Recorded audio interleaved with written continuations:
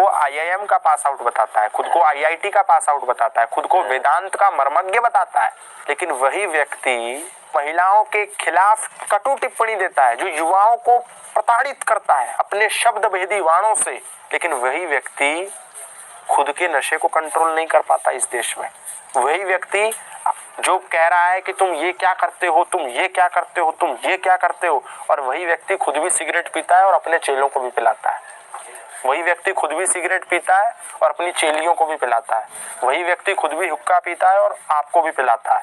वही व्यक्ति खुद भी बार में डांस करता है और आपको भी कराता है। तो ऐसे लोगों को क्या नाम दोगे? ढोंगी। ढोंगी खुद को वेदांत के मर्मज्ञ बताते हैं।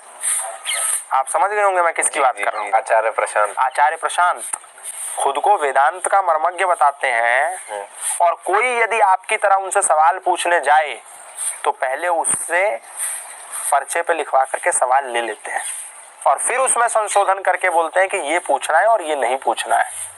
और ये कैमरा जो तुम लेकर के आए हो, ये कैमरा तुम्हारा नहीं चलेगा, कैमरा मेरा कैमरा लगेगा, मेरी टीम एडिट करेगी, मेरी टीम फोटो लेगी, जो हमको काट पीट करके देना होगा वो तुमको देंगे, तब तुम डालना।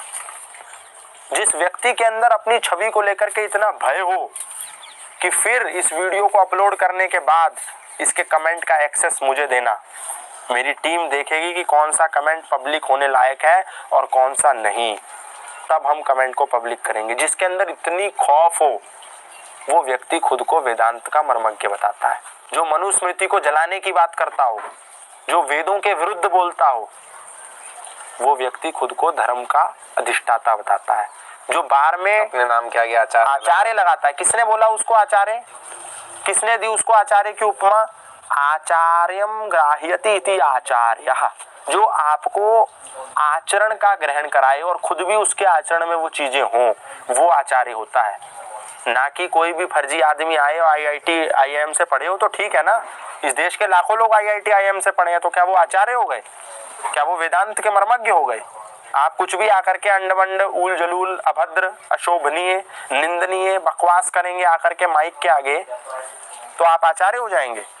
आपके आचरण में तो शराब है, आपके आचरण में तो हुक्का है, आपके आचरण में तो सिगरेट है, आपके आचरण में तो गांजा है, तो आप आचार्य कैसे हो गए? ये दो मुहा पर्सनैलिटी है ये। फिर उनके चेले बोल रहे हैं कि आपको आचार्य जी से ज्ञान लेना है या उनकी सिगरेट शराब नशे वाली फोटोज देखनी है, उनकी वीडियोस देखनी है, आप उनसे ज्ञान लो। जिसके खुद के आचरण में ना हो उससे क्या ज्ञान लेंगे आप? और ये तो दुकान है आचार्य प्रशांत की, बिजनेसमैन है आचार्य प्रशांत। आप यदि आचार्य प्रशांत की टीम से कहेंगे कि मुझे उनका वेदांत महोत्सव अटेंड करना है, तो यदि आप स्टूडेंट है तो मिनिमम आपको 5,000 रुपए देना है, तब आप उसके वेदांत महोत्सव का हिस्सा बन पाएंगे। उसके ऊपर यदि कोई जॉब करते हैं, बिजनेस करते हैं, तो उनके चार्जेस अलग हैं। मिनिमम यदि आप स्टूडेंट है तो 5,000 रुपए के बिना आपकी उसके वेदांत महोत्सव में एंट्री नहीं है। ये तो बिजनेस है, बिजनेस है ना, ये वेदांत का बिजनेस है। ये 40% डिस्काउंट आज ले लीजिए आचार्य जी की किताबें, आज 30% डिस्काउंट ले लीजिए किताबें। बिजनेस चल रहा है क्या? पूरा का पूरा फर्जीवाड़ा है, पूरा का पूरा फर्जीवाड़ा। बाउंसर चल रहे हैं आचार्य प्रशांत के। अरे कोई तुमको गोली मार देगा क्या? तुमने ऐसा बोला ही क्या है जो तुमको गोली मार देगा? तुमने तो हमेशा ही सनातन संस्कृति के खिलाफ बोला है, तुमने एक बार भी कुरान के खिलाफ नहीं बोला। और मैं ये नहीं कहता कि बोलो, लेकिन अगर कुछ गलत है, तुम्हारी इतनी औकात है तो बोल के दिखाओ ना। तुम्हारी औकात है जीसस के विरुद्ध बोलने की, तुम्हारी औकात है आचार्य प्रशांत मोहम्मद के विरुद्ध कोई टिप्पणी करने की, तुम्हारी औकात नहीं है। लेकिन तुम्हारी औकात है मनु के खिलाफ बोलने की, तुम्हारी औकात है राम के खिलाफ बोलने की, तुम्हारी औकात है रामायण के और वेदों के विरुद्ध बोलने की, क्योंकि तुमने पढ़ा ही नहीं है। तुम आचार्य बन गए हो, वीडियोस को ऐड लगा लगा के, पैसा लगा लगा के बूस्ट करके तुम यहाँ तक पहुंच गए हो। और जो तुम्हारी फौज है इसका तुम ब्रेन वॉश कर रहे हो बहुत बुरी तरीके से, क्योंकि तुम्हारी औकात नहीं है कि तुम किसी के सवालों का जवाब दे पाओ। मैं अमोघ लीला जी के पास गया, उन्होंने मुझसे नहीं पूछा कि क्या पूछेंगे क्या नहीं पूछेंगे, और ऐसे ही मैंने 250 लोगों के इंटरव्यू करे, जिसमें मैंने IPS का भी इंटरव्यू किया, IAS ऑफिसर्स का भी इंटरव्यू किया। किसी ने आज तक मुझसे नहीं बोला कि सवाल दीजिए, किसी ने नहीं बोला कि कैमरा तुम्हारा नहीं लगेगा मैं अपना लगाऊंगा, किसी ने नहीं बोला कि ये मत पूछो ये पूछो, किसी ने नहीं। लेकिन आचार्य प्रशांत पहले वो व्यक्ति थे जिनकी टीम ने मुझसे कहा कि हम जो सवाल देंगे वो पूछिए और ये वाला सवाल नहीं पूछिए, और एडिटिंग हम करेंगे, वीडियो हम बनाएंगे, हम डालेंगे, एक्सेस हमें देना कमेंट का, कमेंट हम पढ़ेंगे तब पब्लिश करेंगे। तो भयभीत लोग हैं, डरपोक लोग हैं, ये क्या समाज को बदलेंगे। आचार्य प्रशांत कोशिश करते हैं कि मैं ओशो बन जाऊं।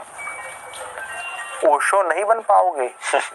ओशो के जैसी निर्भीकता कहां से लाओगे, कैसे लाओगे। मैं कोई आचार्य प्रशांत का विरोधी नहीं हूं, मैं भी गया तो मैंने भी उनको नमस्कार किया, लेकिन मैं उस विचार का विरोधी हूं जो इतना डरपोक है, जो इतना डरता है और समाज को बदलने की बड़ी बड़ी बातें करता है, जो समाज को एडिक्शन फ्री करने की बात करता है, जो समाज से कुरीतियों को हटाने की बात करता है, लेकिन वो आज तक खुद की शराब नहीं छोड़ पाया।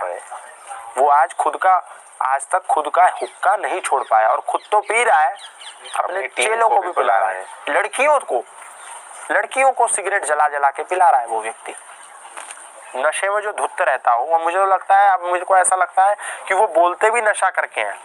उनकी बातें सुन करके मेरे को ऐसा लगता है कि जब वो बोलने बैठते हैं माइक के आगे वेदांत महोत्सव में या XYZ कहीं पर भी बोलते हैं तो शायद नशा लेकर के आते हैं तब बोलते हैं, क्योंकि आधी बात तो उनकी कोरी बकवास है, कोरी बकवास, मर्म नहीं है उसमें कोई। मर्मज्ञ लिख रहे हैं नाम के आगे आचार्य वेदांत मर्मज्ञ नीचे लिखा रहता है, आचार्य प्रशांत वेदांत मर्मज्ञ। बात में एक भी लॉजिक नहीं, एक भी सेंस नहीं, एक भी सुनने में रुचि पैदा नहीं होगी और लिख रहे हैं मर्मज्ञ। आपसे अच्छी बातें तो इस देश का 5वीं क्लास का बच्चा कर लेगा और खुद को मर्मज्ञ कह रहे हैं। शास्त्रों की बात कहीं उनकी बात में आई? आज तक कभी उन्होंने कोई कोट किया? पता नहीं क्या कर रहे हैं। महिलाएं तुम जा करके पार्लर में नुचवाती हो, क्या मतलब है? आपको शोभा देता है ये बातें? उनके चेहरे पर देखो आप, कभी आपको एक शांति, एक स्थिरता नहीं मिलेगी। टेंशन, तनाव, अवसाद, एंजाइटी, स्ट्रेस, डिप्रेशन, एंगर, क्रूअलनेस। और मैंने उनसे सवाल पूछे ना, उन्होंने जो मेरे को सवाल दिए मैंने उनको किनारे रख दिया और मैंने उनसे सवाल पूछे कि बताइए। सवालों के जब मैंने उनसे पत्र